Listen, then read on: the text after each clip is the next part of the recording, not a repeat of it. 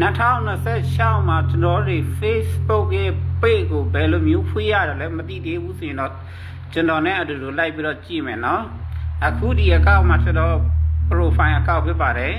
နောက်စဉ် page ကဘယ်လိုမျိုးလဲဆိုရင်မိတ်ဆွေတို့ကိုပြပေးမယ်ပေါ့နော်အရင်ဦးဆုံးမိတ်ဆွေတို့ကို profile ဆိုတာတစ်ချက်လောက်ကြည့်မယ်ပေါ့နော်ဟုတ်ကဲ့ပါနောက်စဉ် profile ကိုတစ်ချက်လောက်နှိပ်လိုက်မယ်ဒါဆိုမိတ်ဆွေတို့ဒီနားမှာမိတ်ဆွေတို့ကြည့်ကြည့်လိုက် profile လား page လားဆိုဒီမှာကြည့်ကြည့်ပါနော်ဒါကတော့ profile ဖြစ်တဲ့အတွက်ဒီမှာ profile ဆိုပြီးမိတ်ဆွေတို့ကိုပြပေးတာဖြစ်ပါတယ်နော်ဒါဆိုကျွန်တော်တို့ page ဖွင့်မယ်ဆိုရင်တော့ဘယ်လိုမျိုးဖွင့်ရတာလဲဆိုကျွန်တော်ပြပေးမယ်ဒါဆိုဒီအတိုင်းမှာရှိမယ်ဆိုရင်တော့ကျွန်တော်တို့ဘယ်ဖက်တောက်မှာကျွန်တော်တို့ဟိုးအပေါ်ဆုံးမှာမြင်းသုံးချောင်းလေးကိုတစ်ချက်လောက်နှိပ်လိုက်ပါခင်ဗျာဟုတ်ပြီဒီမြင်းသုံးချောင်းကိုနှိပ်လိုက်ပြီးဆိုရင်ဒီနားမှာမိတ်ဆွေတို့ကြည့်ကြည့်လိုက် PAGE ပေးတယ်ပါလားမပါဘူးဆိုကျွန်တော်တို့တွေကနော်ဒီအောက်မှာကစီမိုးဆိုတဲ့စာလုံးကိုတစ်ချက်လောက်နှိပ်ပေးပါ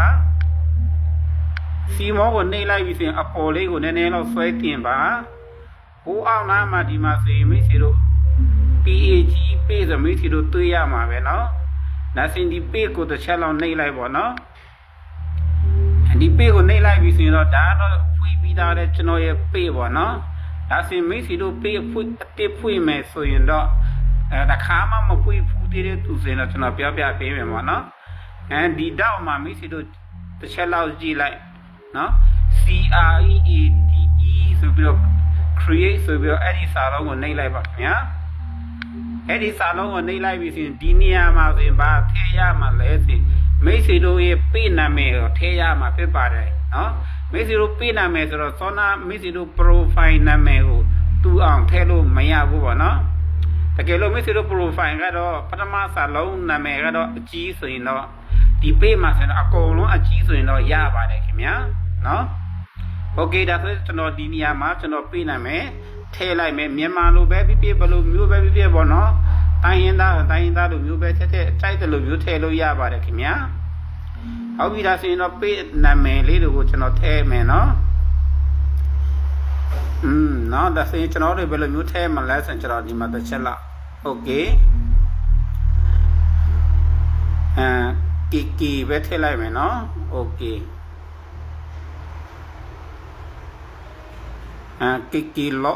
kiki block ပဲထည့်လိုက်မယ်နော် kiki block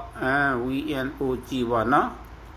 ဒီ kiki block ပဲထည့်ပြီးတော့မိတ်ဆွေတို့ကိုစမ်းပြမှာဖြစ်ပါတယ်နောက်ဆိုနှိပ်ကိုပဲနှိပ်လိုက်ပါနှိပ်ကိုထည့်လိုက်ပြီးဆိုရင်တော့ဒီနားမှာမိတ်ဆွေတို့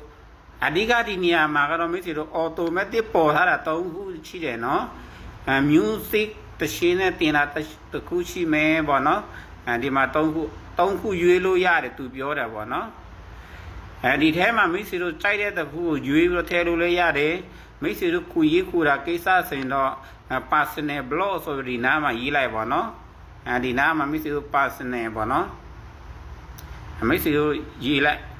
personal blog ဆို personal blog ပေါ့နော်ဒါမှမဟုတ်မိတ်ဆွေတို့ဗီဒီယိုတင်မယ်ဆိုရင်တော့ဗီဒီယိုပေါ့နော်ဘာဗီဒီယိုတင်မလဲပေါ့နော်ပြောရမယ်ဆိုရင်တော့ review file မိတ်ဆွေတို့တင်မယ်ဆိုရင်တော့ re ပေါ့နော် re ကိုရေးလိုက်REEN at review ဆိုတော့နော်review ကိုရေးလိုက်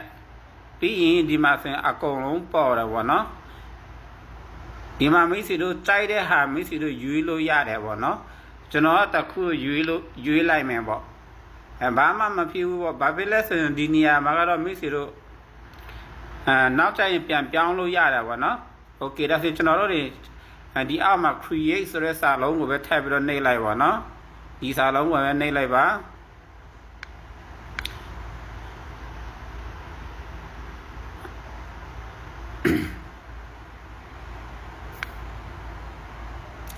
တစ်ချက်လောက်စောက်ပါနော်โอเคဒါဆိုဒီနားရောက်လာပြီဆိုရင်မိတ်ဆွေတို့ဒီနားမှာဗာထည့်ရမလဲကျွန်တော်ပြောပြပေးမယ်နော်ဒီအပေါ်ကဘိုင်အိုပေါ့နော်ဘိုင်အိုကတော့မိတ်ဆွေတို့ရဲ့အကောက်ရဲ့နာမည်ရဲ့အောက်မှာမိတ်ဆွေတို့ဗာပဲထည့်ပေါ့နော်ဒါကတော့ကျွန်တော်ရဲ့ personal blog ပေါ့နော် personal page ပဲဖြစ်နော်ကိုပိုင် page ပဲဖြစ်အဲ့လိုမျိုးရေးလို့ရတယ်မိတ်ဆွေတို့စိုက်နေတဲ့ရထည့်လို့ရပါတယ်ခင်ဗျာပြီးရင်ဒီအောက်မှာ website ကျတော့မိတ်ဆွေတို့ ပြောရမယ်ဆိုရင်TikTok website link လားဘာ link လားညာ link လားပေါ့နော်ဒီလိုမျိုးတွေ website တွေထည့်ရတာပေါ့နော်မထည့်လဲဘာမှမဖြစ်ဘူးထည့်လဲရတယ်ပေါ့ပြီးရင်မိတ်ဆွေတို့အောက်မှာဆိုရင်မိတ်ဆွေတို့ရဲ့ email မိတ်ဆွေတို့ထည့်လို့လဲရတယ်မထည့်လဲရတယ်ပေါ့နော်ပြီးရင်ဒီဖုန်းနံပါတ်လဲမိတ်ဆွေတို့ထည့်ရှင်နေဆိုရင်တော့မိတ်ဆွေတို့ရဲ့ဖုန်းနံပါတ်ထည့်လို့ရတယ်ပေါ့နော်ပြီးရင်ဒီအောက်မှာဆိုရင်တော့location နေရာမှာမိတ်ဆွေတို့ရဲ့နေတဲ့လိပ်စာမြို့ပေါ့နော်လမ်းပြီးရင်မိတ်ဆွေတို့နေတဲ့စာတိုက်ရဲ့ sync code ဆိုပြီးတော့3ခုဆိုပြီးတော့ပြပြရတယ်ပေါ့နော်တကယ်လို့မိတ်ဆွေတို့ဘာမှမထည့်ရှင်ဘူးဆိုရင်တော့ NEAT NATE ကိုပဲ NATE လို့လည်းရပါတယ်เนาะကျွန်တော်က NATE ပေးလိုက်မယ်ဒါဆိုရင်ဒီနားရောက်လာပြီဆိုတော့မိတ်ဆွေတို့ရဲ့နောက်ခံပုံတွေရှေ့က logo ပုံတွေမိတ်ဆွေတို့ဓာတ်ပုံထဲတာပဲဖြစ်ရတယ်မိတ်ဆွေတို့ပေးနာမည်နဲ့ဆိုင်တဲ့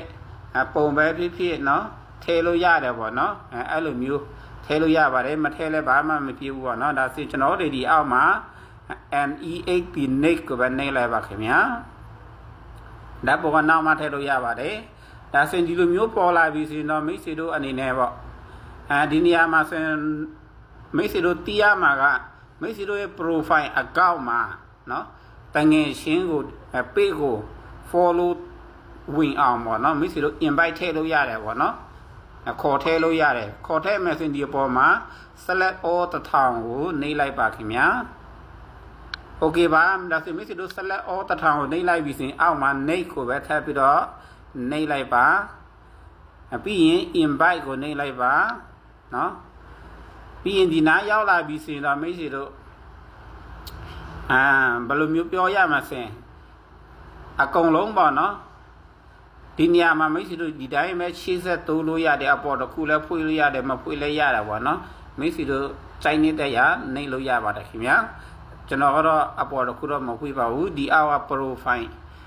pay notification on your profile ဆိုပြီးတော့အဲ့ဒါကိုပဲနှိပ်လိုက်မယ်เนาะအဲဆိုကျွန်တော်တို့ကနေဒီအောက်မှာနှိပ်ကိုပဲထည့်ပြီးတော့နှိပ်လိုက်ပါခင်ဗျာ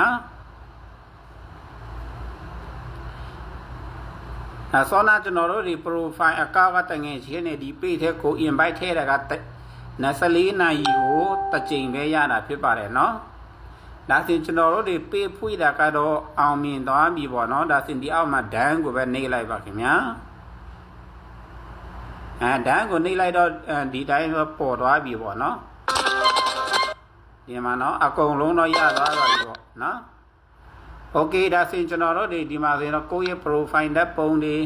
ထည့်ရှင်နေဆိုရင်တော့ထည့်ပေါ့နော်နောက်ခံပုံတွေပြီးရင် bio တွေဆောနာကျွန်တော်ထည့်ခိုင်းတဲ့လိုမျိုးပေါ့ဆောနာမထည့်တော့ဒီနေရာမှာဘာမှမပြဘူးပေါ့နော်